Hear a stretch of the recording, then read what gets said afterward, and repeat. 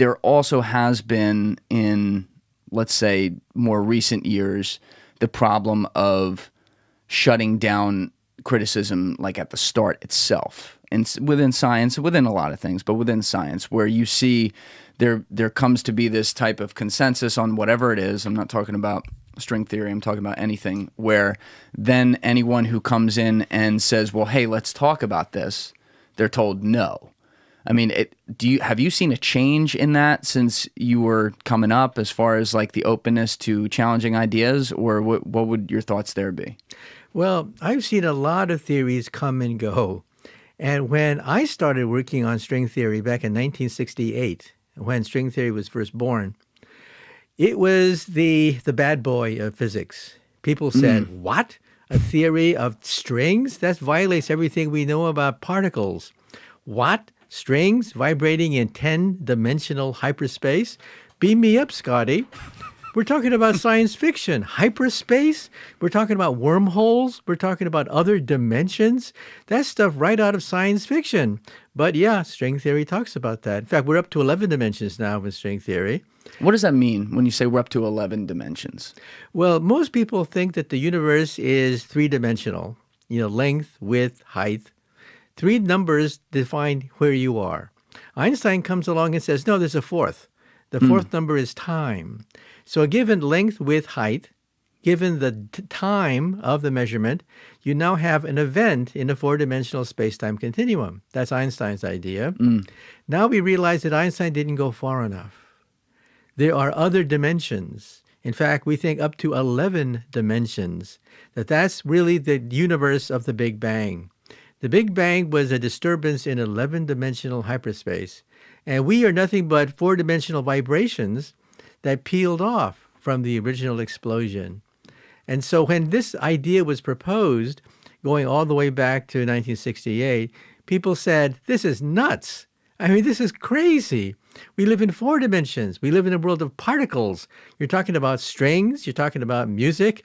You're talking about hyperspace. You're talking about wormholes. You're talking about extraterrestrial intelligence even. At that point, string theory was shut out. We couldn't get a job.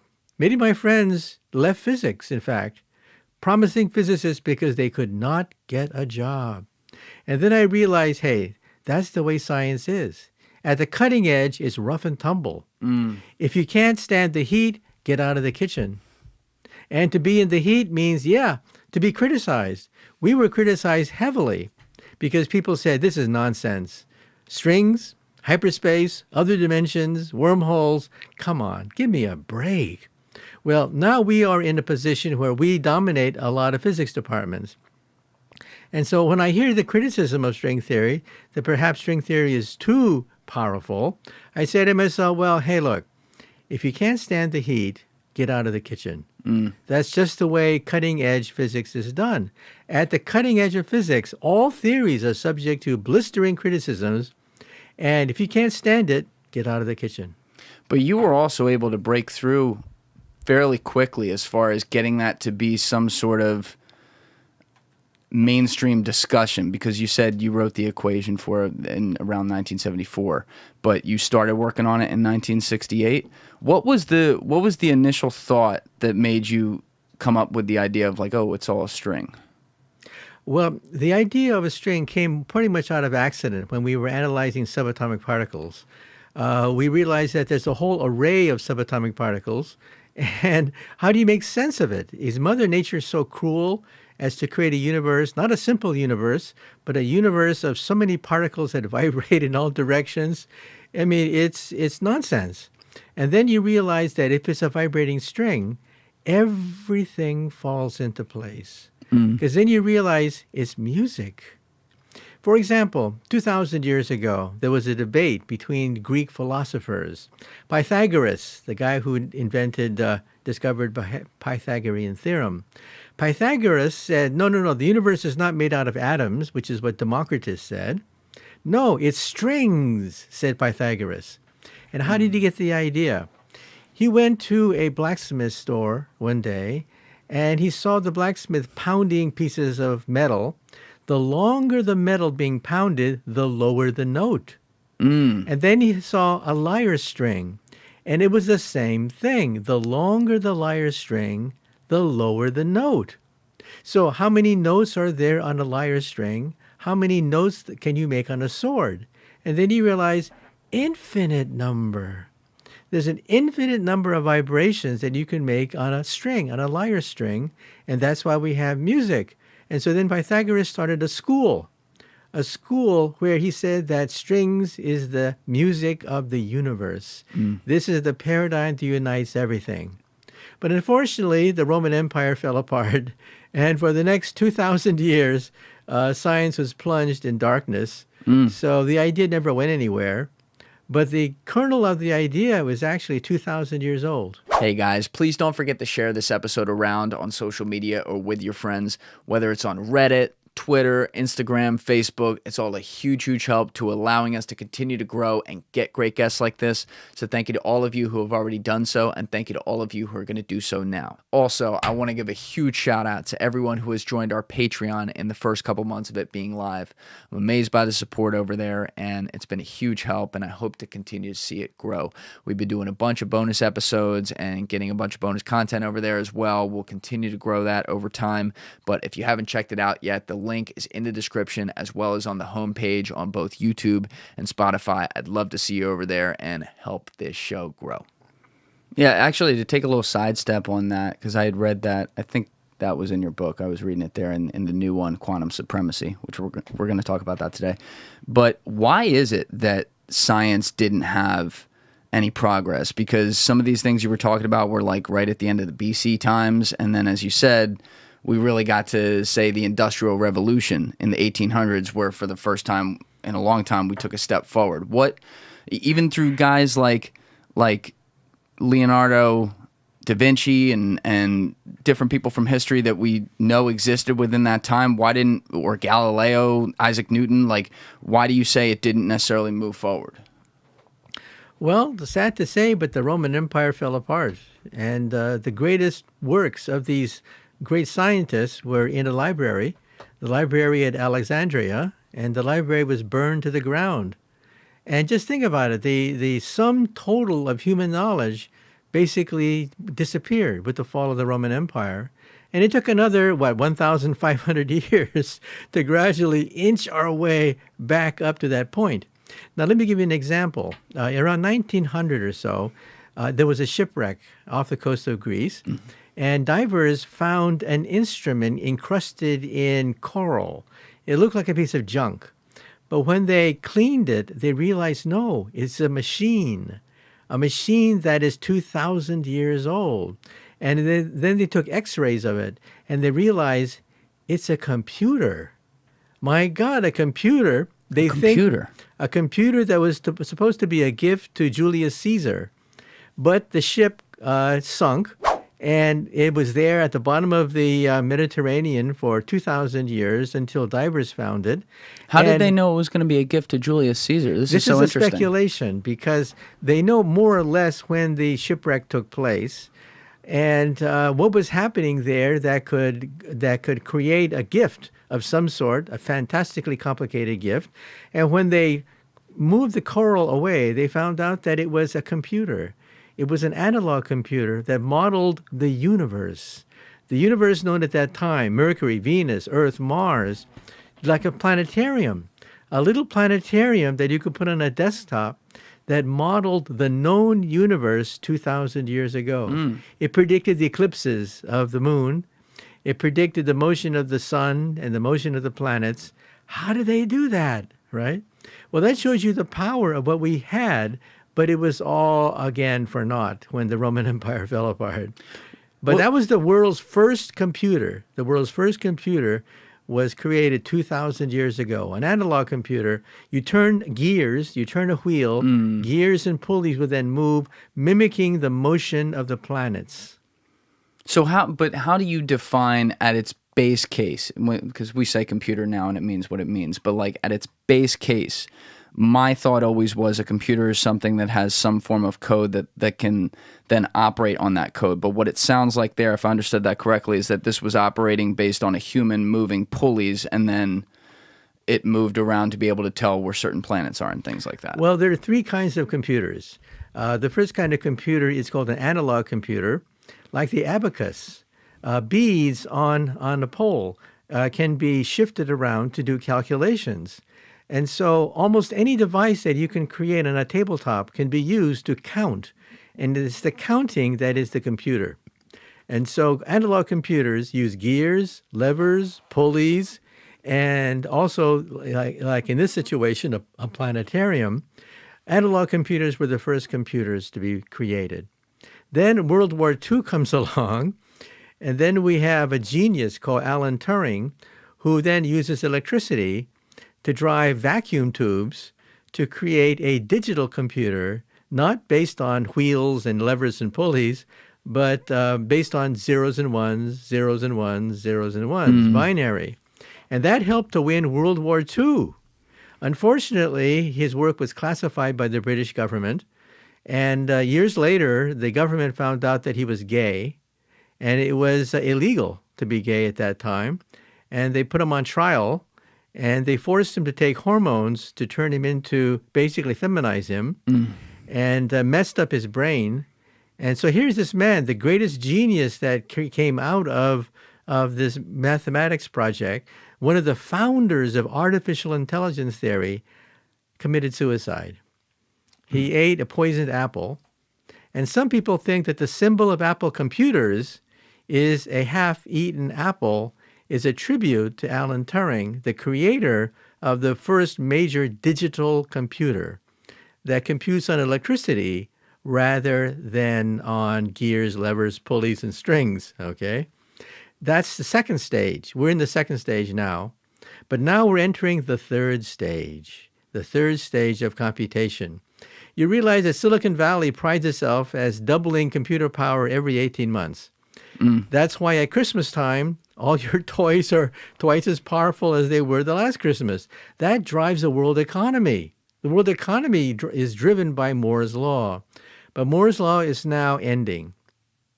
It turns out the computer power is no longer twice as powerful every 18 months. It's slowing down. It will eventually flatten out. And Silicon Valley could become a rust belt. A rust belt of obsolete technology, just like the abacus is obsolete today. Silicon Valley could have mass unemployment. That's why we want to go to the third stage.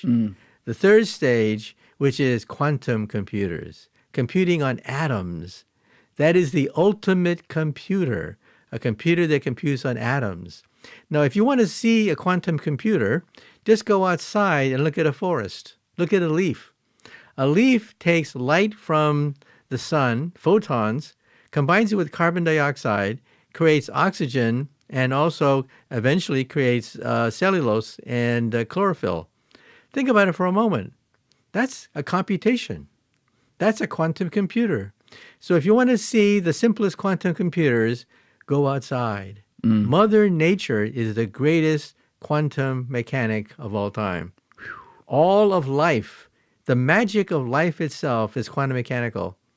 It's at the level of DNA, the level of genes, the level of molecules, and it's all governed by the quantum theory. And so if you want to see a quantum computer, just look at a flower. Just look at a leaf. Mother Nature does it. Why can't we do it as well? Now the nations of the world are onto it. And so the two leading powers are, first, the Chinese, and second, in the United States. We have some of the biggest computer firms now researching quantum computers. It's the biggest thing in Silicon Valley right now. Startups can get billions of dollars in investment money thrown in their way if they can propose a better quantum computer.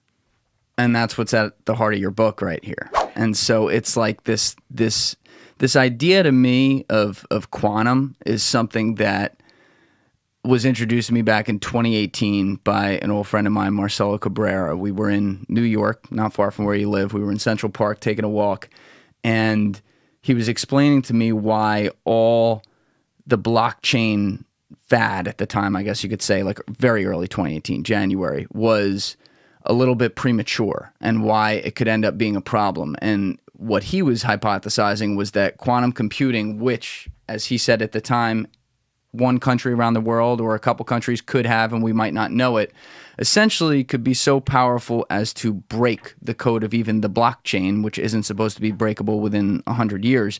It could break it in seconds.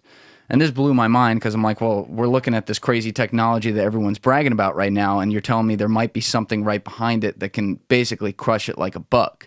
And so when I read your book, which Quantum Supremacy talks all about this and what the hypotheticals here are with quantum computing, which we're right on the dawn of, I was blown away by the fact that this can also integrate with all other types of technology. And I guess that really shouldn't blow you away because that's kind of the idea of computing. It's at the heart of it. The code is at the heart of it. But I think what I was trying to understand the most that is a little difficult for me to comprehend, similarly to string theory, is how, like, what the meaning of quantum itself is. I understand that computers can only do computational type things in the sense that it's 0 or 1s and millions of permutations on top of each other, and that quantum can do millions of these at one time. But how does that work precisely? Well, very simple. Think of a top, spinning top. Let's take an atom, for example, and have it spin, and it could spin this way, let's say, hypothetically, or spin this way. It could be 1 or 0. So you can simulate a digital computer with zeros and ones just by spinning top. But real tops, of course, spin at all sorts of angles. They can spin this way, they can wobble, they can go upside down. So how many modes are there in a spinning top that can rotate like this? Infinite number. Right. Not just zeros and one, but an infinite number of possible vibrations just on a spinning top. That is the power of quantum computers. Quantum computers compute not on zeros and ones, but they compute on all possible orientations of an atom. And how many orientations are there? Infinite number. Now, what can you do with this? Let's say I put a mouse in a maze, okay? And at each joint, each juncture, the mouse has to go left or right. Left or right, it's in a maze. So how long does it take for the mouse to go through the maze on a computer? It takes a fair amount of time because each time it hits a joint juncture, it can go to the left or the right, left to the right. It's tedious to calculate all possible orientations. A quantum computer does everything all at once. Every single possibility laid out for you all at once. So how much more powerful is the quantum computer compared to an ordinary computer? It is infinitely more powerful than an ordinary computer. It could solve problems that a digital computer would take an infinite amount of time to solve. And it can do it in a matter of seconds to minutes, depends on the computer, of course. And why? Because how many calculation modes are there in a quantum computer? Zeros and ones? No, infinite number. How many numbers are there between zeros and one? How many numbers are there between 0 and 1? 0. No, numbers, not just integers, but rational, irrational numbers like 1.5, 6.7, a lot. So you're talking about a qualitative leap in our ability to compute. Now, what's the drawback? Why do we have them now? Why doesn't the CIA try to outlaw these things now? Because these codes can be broken. Codes can be broken with the quantum computer almost instantly. And so realize that the crown jewels of national governments, the codes used to protect all the secrets, can be broken with a quantum computer.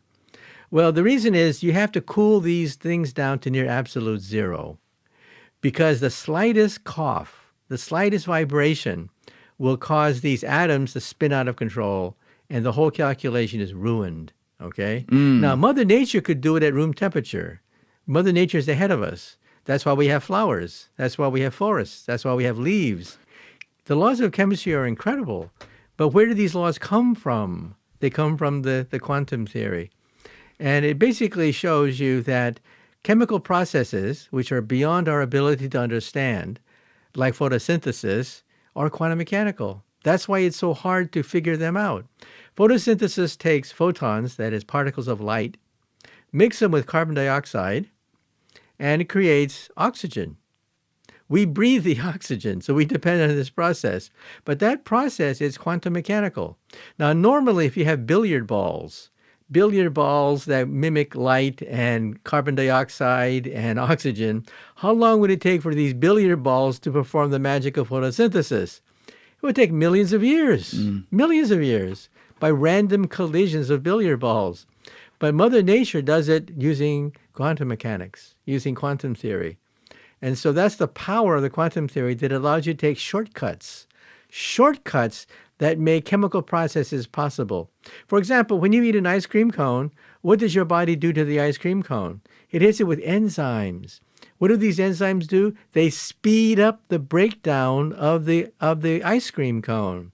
They speed it up by a factor of millions of times. So in other words, that's quantum mechanics. Normally, ice cream would simply not be digested for thousands of years. You would eat an ice cream cone, and it would take a few thousand years for you to digest it. But you can digest it in an afternoon because of enzymes. And what are these enzymes? They are quantum mechanical. They allow you to take shortcuts. And that's why you can digest food. In other words, life itself is a byproduct of quantum mechanics. Without quantum mechanics, there's no such thing as life. DNA could not exist. Molecules could not exist. It would take millions of years to simply digest an ice cream cone. If I'm understanding this correctly, though, my mind naturally goes towards the tribalism within the human race and the fact that we have all different countries and countries have different ideas, and this is what leads to wars and everything. And now I'm putting quantum potentially in the middle of that, and I'm starting to think, well, what if one country gets it first, whether it's us or China or Russia or anybody? Is there a way for them to then prevent everyone else from even getting to it? No, but it would allow you to be many steps ahead of the competition. You'd be able to break into their secrets. You'd be able to read all their codes, because all the codes that we use today are breakable if we have a quantum computer. And so the U.S. government has issued a directive saying, watch out, it's coming. Start to take measures now to prepare for the time in the future when quantum computers become possible. Right now, they're still in the research phase. So right now, we're not talking about breaking the code. We're talking about preparing for the time when this will happen. Who knows? Maybe in 10 years. Who knows when it's going to happen? But it will happen. Right now, the Chinese, for example, are one of the leaders in this technology. Instead of using circuits of electricity, they use laser beams. Laser beams to do the calculation, because a photon of light can also spin in different orientations. It's called polarization. How does that work, though, when they're using laser beams? Well, when you go to the store and buy a sunglass, chances are it's polarized, meaning that the vibrations can only be in one direction, like this way, okay? That's why you buy them, to protect you against sunlight. All the other vibrations are eliminated. So what does that mean? That means light is not just one frequency or one phase. Light can vibrate in all sorts of orientations. Therefore, you can make a computer out of them, okay? Anything that's quantum mechanical can, in principle, be made into a computer. Like I said, a flower, a leaf is a quantum computer. Okay, it does quantum computations, a leaf, and that's why photosynthesis is possible. That's why life is possible. Life itself is made possible by the quantum principle. If the world were Newtonian, if atoms were billiard balls that bounce against each other, just like Newton would envision a billiard game, if light were a billiard game, it would take millions of years for a simple chemical reaction to take place. But using quantum mechanics, you can take shortcuts. And that makes life possible. So all chemical processes that involve life, photosynthesis, stuff like that, is made possible by the quantum theory. Do you think that quantum would be the largest technical step forward in human history by an exponential rate? Yeah, almost by definition, you'd have computers that are infinitely more powerful than any known existing computer, capable of doing calculations that would take an infinite amount of time on a regular computer that computes on zeros and ones. Well, the thing I keep thinking about while you're saying all this is where AI plays a role in this as well. Because obviously everyone's talking about that right now. AI is something I looked really closely at in like 2017, 2018, 2019. And I was almost wondering, like, well, where is this? Like, because it seemed like they already had a lot of the technology, and now in 2023, it's almost like they're unleashing it through things like ChatGPT, Mid-Journey, and having it all around us. But the way I understand AI is that it's all machine learning. So it's basically once you code the machines, the AI learns what to do and then can build on top of itself. So if you put quantum with AI, just thinking about this as a layman right away, that to me would almost seem like it could severely accelerate the rate at which AI learns. That's right. AI is basically a software problem. You want more code, and you can do more things with robots. They can learn things like that with coding. And so it's a software problem. You write the code. Quantum computers are a hardware problem. We're talking about the ability to do more with software. So there's a limitation with these chatbots because these chatbots can lie. They can cheat. You know, I'm a professor, and when we assign a term paper project, what do some students do? They go to the web, cobble together existing essays, splice them together, and hand it in as their masterpiece, okay? That is a chatbot. A chatbot takes existing phrases and essays written by a human, splices them together, and passes it off as your article. And so, in other words, are these articles written by chatbots original? Are they human-like and can surpass human abilities? No. They're like college students cobbling together known essays, passing it off as their own. Now, these essays sound human-like. Freaks people out when they read them. Sounds like a human wrote them. That's because a human did write them. A human wrote everything that there is on these chatbots. All the chatbot did was splice them together, sew them together to make it look presentable. And they're not original. We're not talking about something that's created out of nothing. But anyway, the relationship between chatbots and quantum computers is chatbots is a question of software, limited by the power of your hardware. Quantum computers is hardware. It increases your muscle. It increases your power. And for example, what we need for all this is fact-checking. Chatbots will lie. In fact, what they do is they take essays on the web and splice them together. If a teenager wrote nonsense on the web, some chatbot will grab that teenager's essay and incorporate that into an answer. That's why there's so much garbage coming out with chatbots. So you need a fact checker. But a fact checking is very difficult. It requires lots of computational muscle. And that's where quantum computers could come in. Quantum computers has the computational muscle because it computes on atoms, not on transistors, and uses that as a fact checker to make sure that these chatbots don't go off the deep end and say all sorts of nonsense, which of course they do, because there's a lot of nonsense on the web. And all these chatbots do is they take existing essays on the web and splices them together, sounding like a human wrote them, because a human did write them.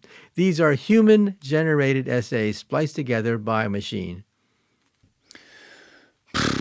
Feels like we're entering a brave new world, Doc. It's scary to me though, because I think about something like chatbots may not be good right now, but if we got to this quantum stuff and say like 2029, I think that was one year you may have thrown out in your book, suddenly the issue doesn't move from, oh, now the chatbot can understand a few things a little better. It goes from, oh, now the chatbot's like a person. So we kind of flip that switch, and I fear that we could get stuck in this time period where we're like, oh yeah, AI is around, it's kind of cute. We know it's AI though, and then we don't have any time to prepare because we think that's what it is, and then quantum comes out and suddenly AI is not sentient, but all-knowing, and you basically go from one day where you don't have it, and the next day, oh shit. Okay, well, let's talk about that. Let's talk about animals and compare these machines to animals. If you compare our most advanced military robot to an animal, what would that animal be? It would be a cockroach. You put a cockroach in a forest. A cockroach finds mates, food, shelter. It immediately scurries around the forest and makes a house, for a place for itself. You take our most advanced military robot and put it in the forest. What does it do? It falls over. gets lost, can't even crawl up again. It's simply there trying to right itself. But eventually, robots will be as smart as a mouse. I have no doubt that one day they'll be as smart as a rat, then as smart as a rabbit, then as smart as a dog or a cat, and finally, they'll be as smart as a monkey. At that point, they are potentially dangerous because monkeys are self-aware.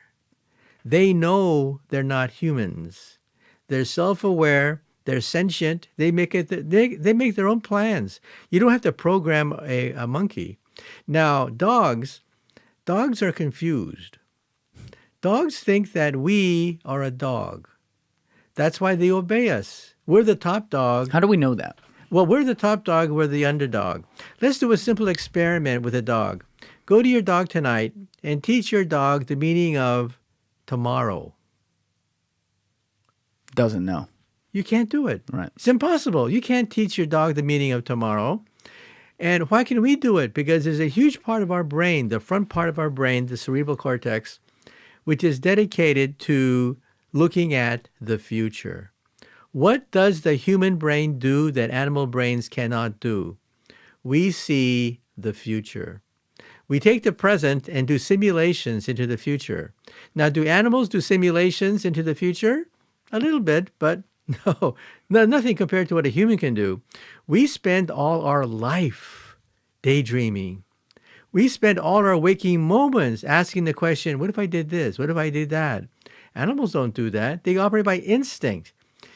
You chase an animal for game. That's because you're hungry. You feel hungry. You want to get food. But a human will say, do I want to have lunch this afternoon or do I want to do this? No, you have alternate realities. The front part of the brain, which is what we have, what animals don't have, is the ability to use it as a time machine. Our brain, the reason why we are sentient is because our brain is a time machine. It sees the future. Okay? Now, of course, the future doesn't exist. So how does the brain see the future? When you do a brain scan and you ask the brain on an MRI machine to see the future, what does the MRIs do?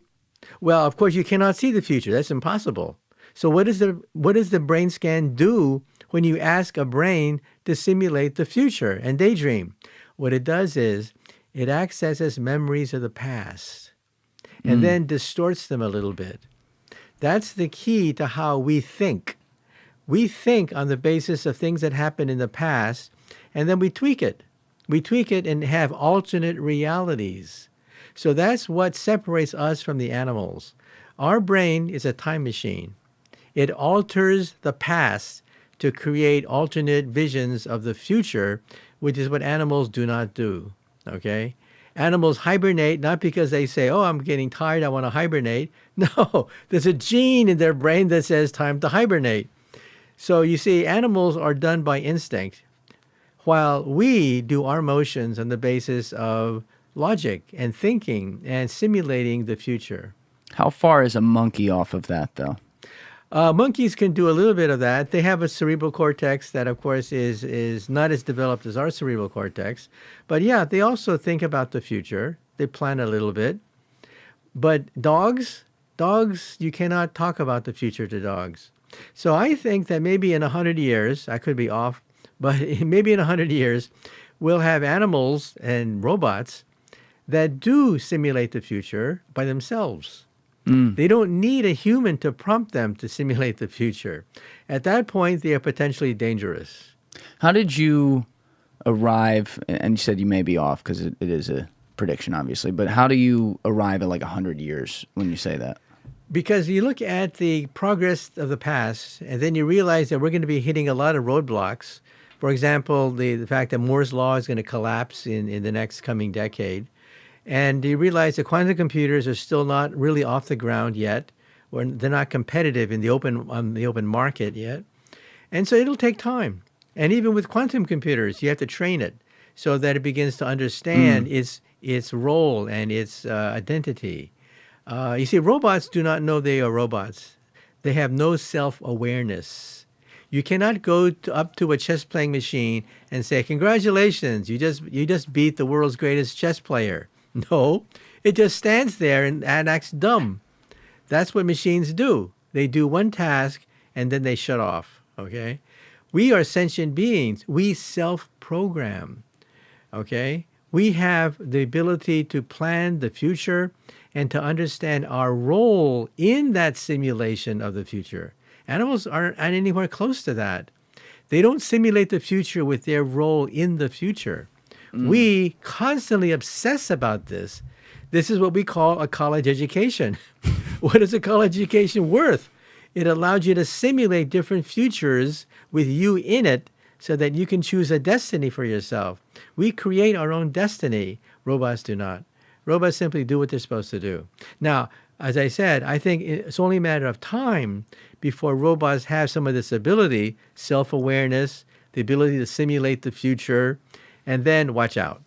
I think maybe in 100 years, we should put a chip in their brain to shut them off if they have murderous thoughts, if they decide that perhaps they should be in charge, not humans. But eventually, maybe in 200 years, and of course, this is just wild speculation, maybe in 200 years, robots will remove that chip. Robots will figure out how to remove the chip that constrains them so they cannot take over the world. At that point, what should we do? I think at that point, we should merge with them. We should become supermen and superwomen and explore the universe as a cyborg. What does that look like? When you say merge with them, like, is this like the Matrix, or like what does it look like? No, not the Matrix, but be able to, for example, the simplest thing to do is to have avatars. We control the avatars. We are in communication with the avatars. And the avatars go to the moon. They go to Mars. They explore the universe. And we sit comfortably in our beach house in Miami while our avatar goes out and explores the universe with our intelligence. Okay. Are we consciously experiencing that, though? Yeah, we are consciously experiencing the exploration of the universe. So my attitude is that in the future, we should merge with these creations of ours. When we encounter a being in a flying saucer, we should not be surprised if we find out that they're not totally biological. They can be part computerized, part mechanical, as well as part biological. So I think when we encounter aliens from outer space, we should not be surprised if we find out that they're not totally biological. How do you... All right, hold on. That's like melting my brain a little bit. So are you saying that there'd be a way for you to appear in physical form that you can touch and not put your hand through that wouldn't be biological? Yeah, I think that the future will explore the universe as part biological and part computer. For example, let's take a look at the simplest example of this, which is digital immortality. Mm-hmm. As you probably heard, William Shatner from Star Trek sat in a chair for 4 days and was pestered with all these questions about his life, his history, his dreams, his hopes, his family, and so on and so forth. A computer then homogenized it, so put it in logical order, and you can talk to it now. In other words, he will live forever as a computer program that you can talk to. But he doesn't really live forever, though. This is where I divert. Why do you say he lives forever if it's just a computer that took the code of some of the bases of his brain and doesn't actually live in there and feel and touch and have the human experience that he did? Well, it depends on how you define the word you. Unfortunately, in the English language, there's no variations on the concept of you. You is just who you are organically. But in the future, we'll have the option. We'll have the option of being in several different modes. And for example, I would love to talk to Einstein. One day somebody will digitize him, digitize all his writings and filming that he did and everything about the guy, and you'll be able to talk to him. So the library of the future, you'll be able to talk to Winston Churchill because all his every reference to Winston Churchill will be digitized, and you'll be able to talk to him. So in that sense, you can be digitized and talk to your great-great-great-great-grandchildren long after you're gone biologically, but the sum total of emotions, memories that you carry with you will be digitized and will be digitally immortal.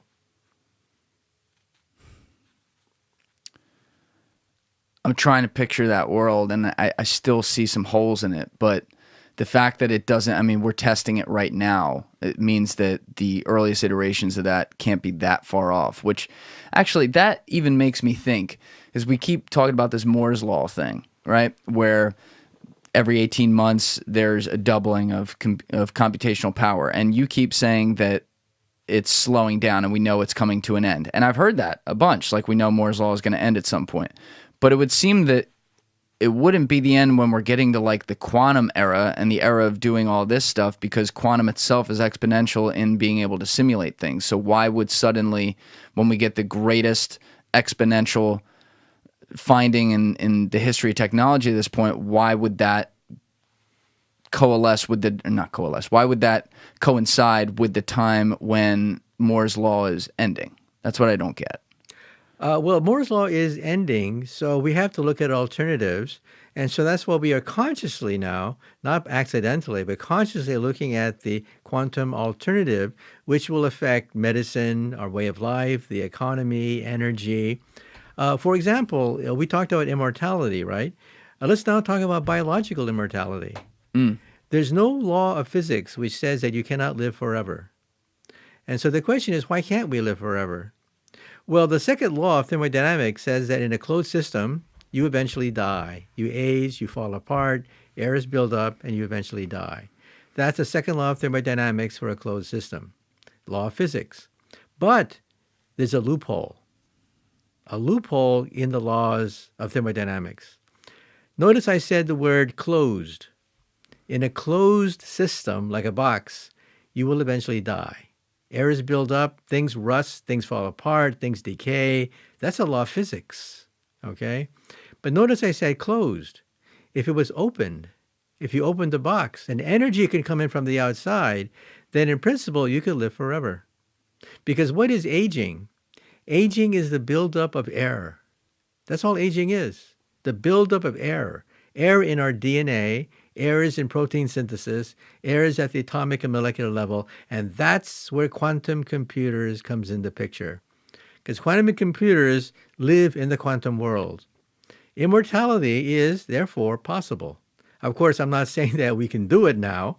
I'm just saying that in principle, it may be possible. So, for example, if you take a look at a car and you ask, where does the car age? You would say the car ages in the engine. Right. That's where you have buildup.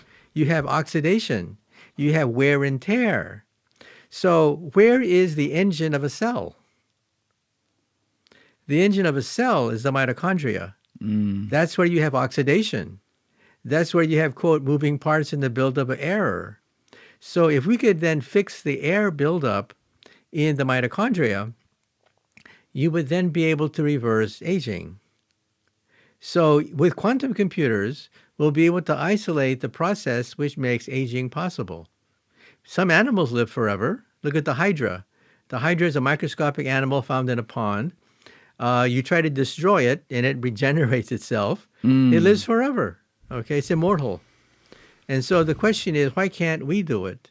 And believe it or not, some of the biggest names in Silicon Valley are now beginning to put their money on the table, looking at ways to regenerate cells, looking for ways to reverse the aging process.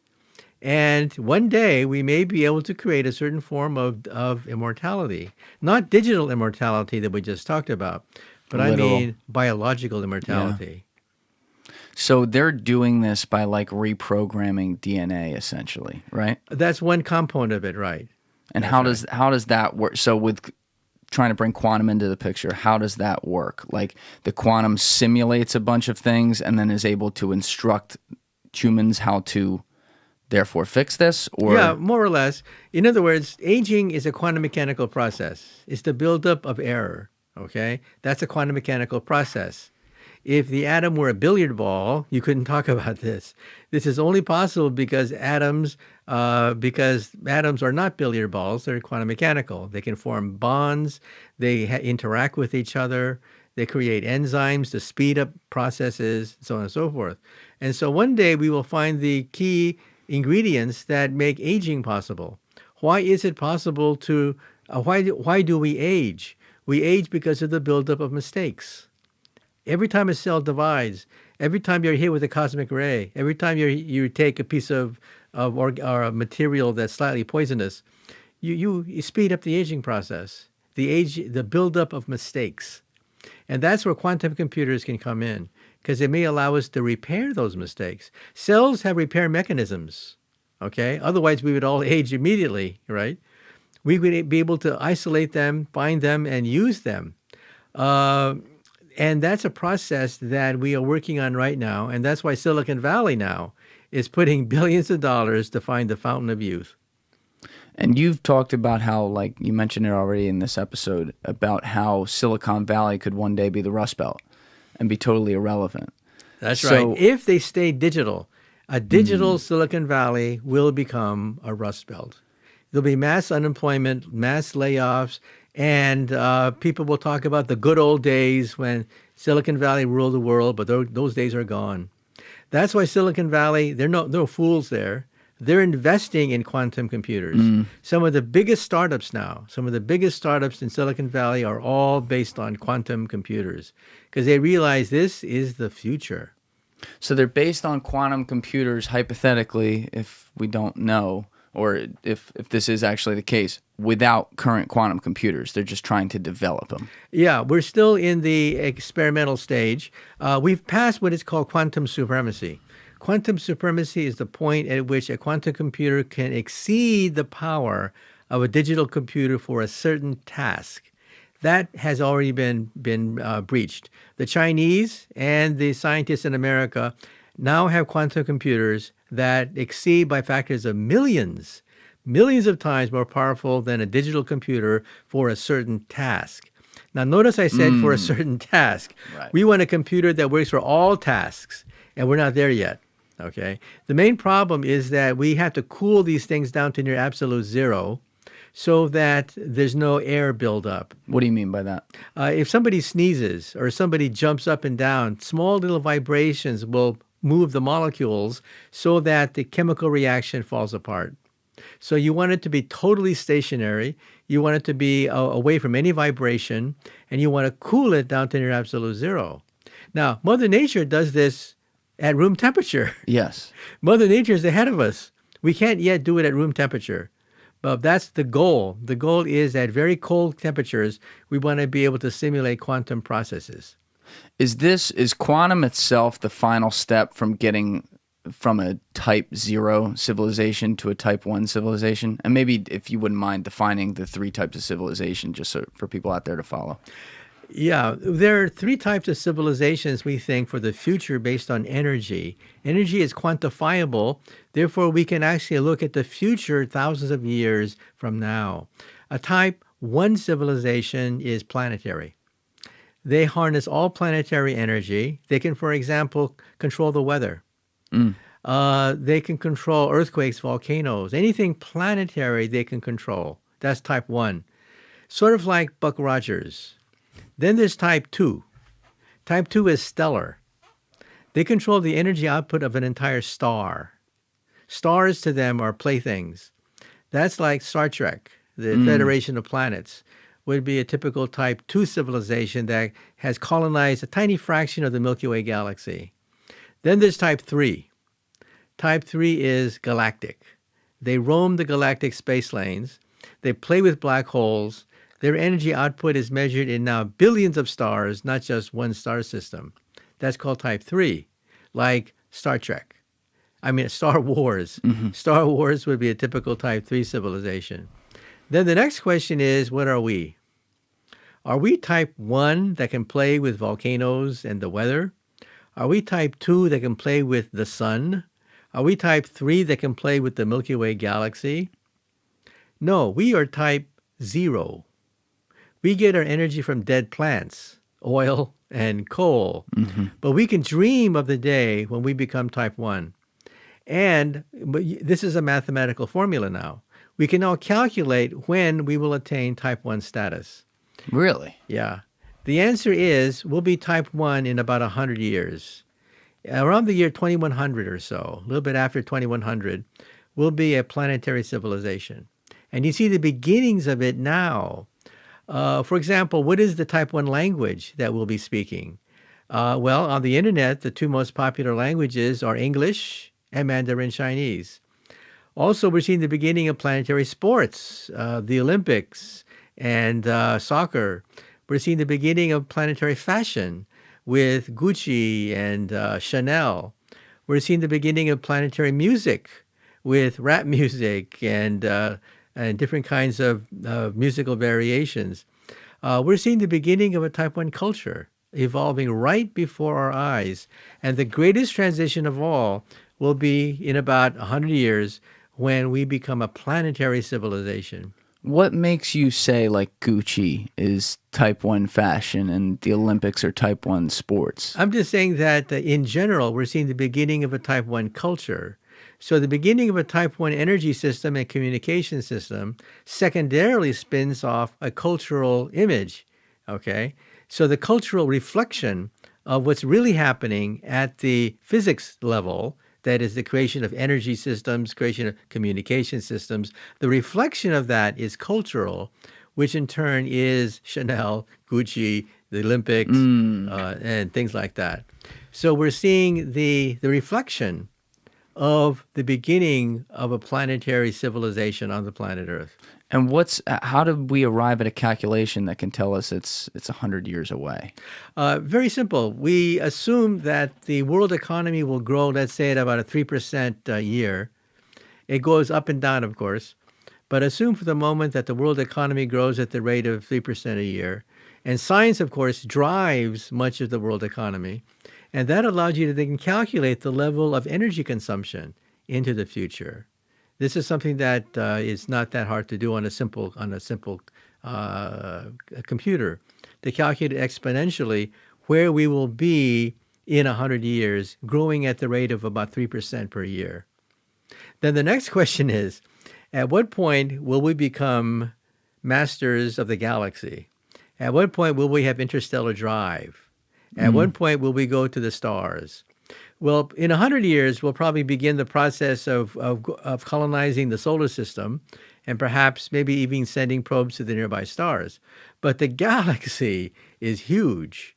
The galaxy is about 100,000 light years across. And at what point will an advanced civilization be able to reach us from outer space? To do that, you will probably have to have the energy, what is called the Planck energy. The Planck energy is the ultimate energy of all. It is the energy of the Big Bang. It's the energy of a black hole. It's the energy that you would need to rip the fabric of space and time. Now, you may say to yourself, well, didn't Einstein give us the laws of space and time? Well, Einstein's laws will eventually collapse. They will eventually collapse once you hit the Planck energy. The Planck energy is the energy at which space and time become unstable. At that point, wormholes begin to develop. And with wormholes gives you the possibility of interstellar drive. Is wormholes, I might be off here, but is wormholes where it's like two black holes connecting? That's one way of looking at it. Another way of looking at it is Alice in Wonderland. When Alice went through the looking glass, she went through two universes. One universe was she was in Oxford, in the countryside. The other universe was when she was in Wonderland. Alice in Wonderland was written by a mathematician, Charles Dodgson, writing under a pseudonym, Lewis Carroll. And he knew that in mathematics, you can combine spaces together. You put them together. They're called multiply connected spaces. We physicists call them wormholes. It's a gateway. It's a shortcut. So think of a funnel where everything goes into a small little hole. Take two funnels and put them back to back. When I take two funnels and put them back to back, I get a wormhole.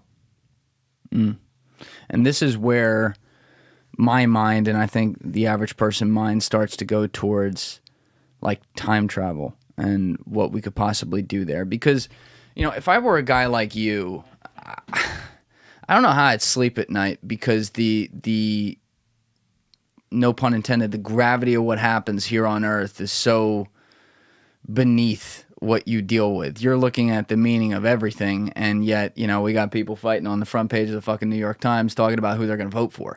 You know, it seems like such a low tier place to put your energy compared to where you are. But, you know, I would get so stressed if I were you, because I'd be thinking about the permutations. And what I mean by that is it seems like everything that we look at in the galaxy and that you've spent your career looking at is based on the fact that there are multiple outcomes. And as you do those multiple outcomes, things get exponential really quickly.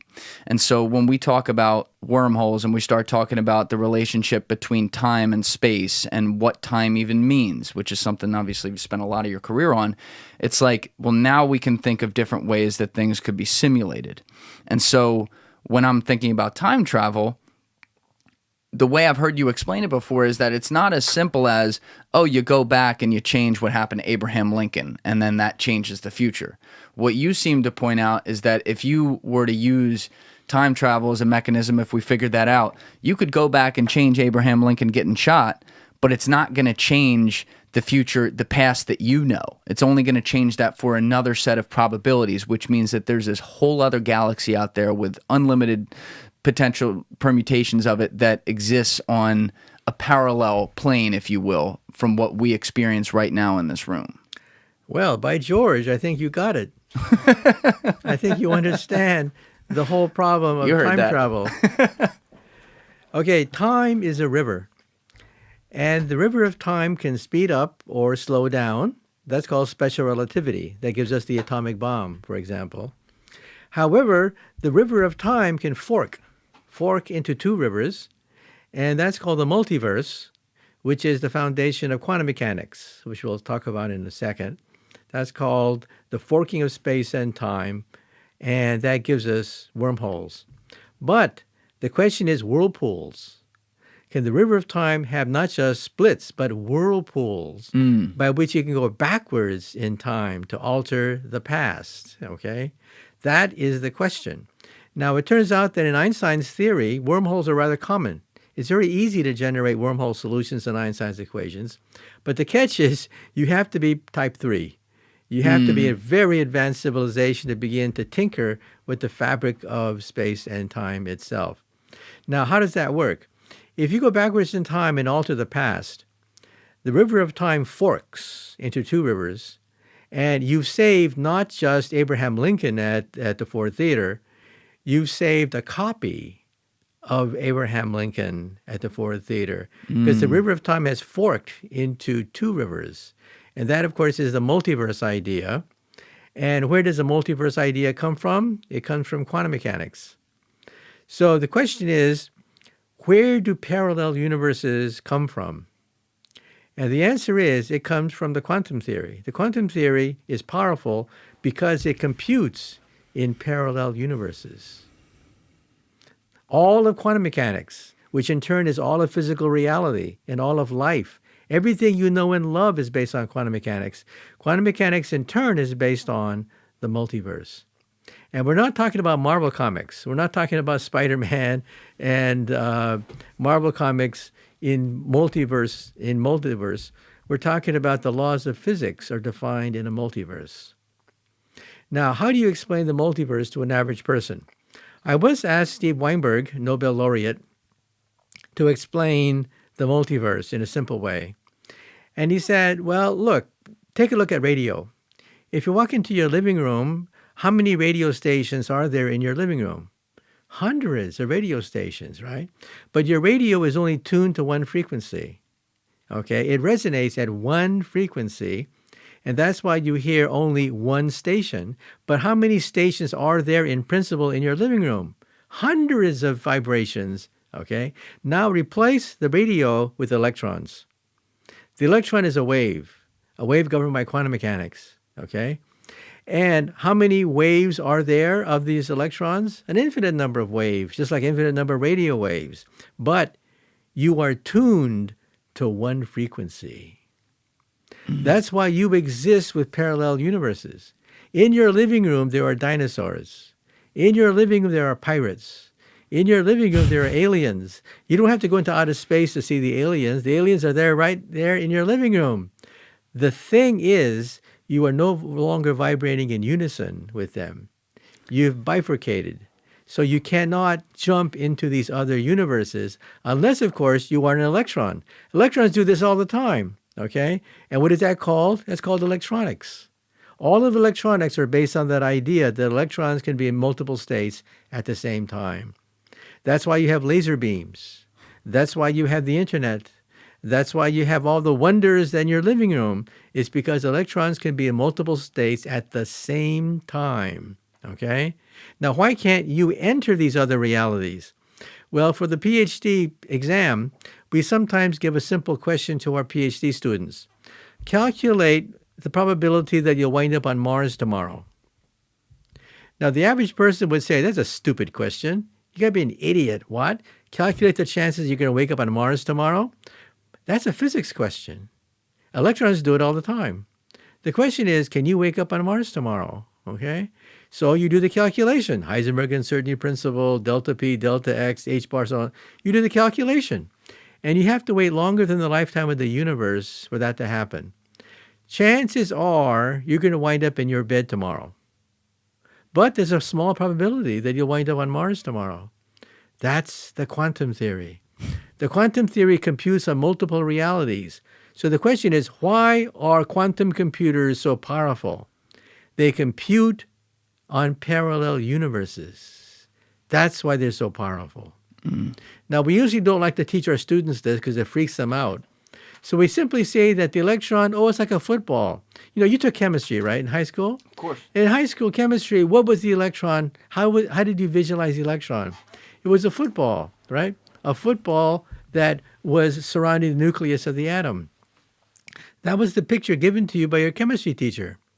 They didn't tell you the truth because it would freak you out. I knew she lied to me. That's right. Miss Pomeroy was on some. That's right.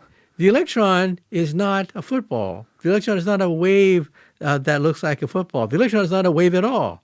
The electron is a particle that exists in multiple states at the same time. In other words, this is straight out of Marvel Comics. In fact, where did Marvel Comics get the idea of a multiverse? It came from physics. Right. Thank you for watching the video, guys. If you haven't already subscribed, please smash that subscribe button and check out this clip's full podcast episode by clicking here